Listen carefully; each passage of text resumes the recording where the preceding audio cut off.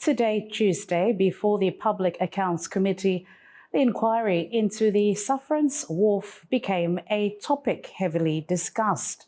Before the committee was the Chief Executive Officer of the Solomon Islands Ports Authority, the Customs Controller and Commissioner, leader of the independent group, Member of Parliament for East Malaita Constituency, Manaseh Maelanga, posed the questions as to why the Sufferance Wharfs are still being used.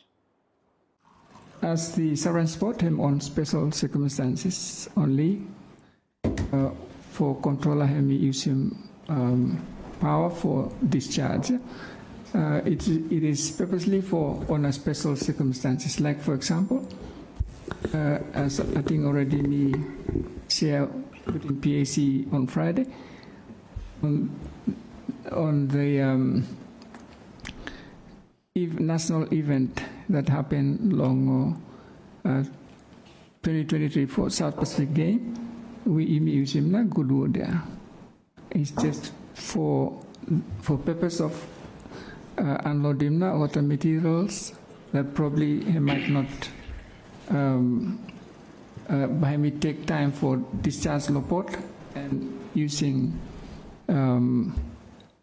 noting to the traffic jam from ports to the National Stadium. With these reasons, the controller at that time gave the authority to unload water Pacific Game materials lost by using as a good wood. Member of Parliament for Small Malaita, Rico, raised questions surrounding compliance issues. I'm not question blow me like Save. Every facility, me like Save whether or to comply with them what the laws blame me law country, including Ports Authority law, Act here, also with IMO regulations.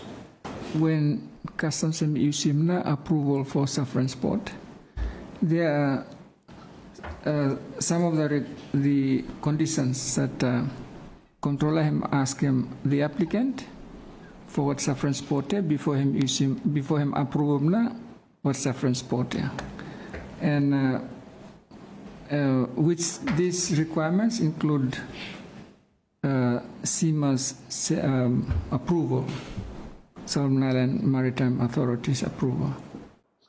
Legally, the Controller of Customs holds the discretion to permit operations at these sites, which are not formally designated as international ports.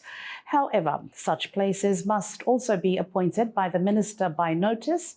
In other words, both the Controller of Customs and the Minister of Finance and Treasury must act in the national interest with appropriate conditions.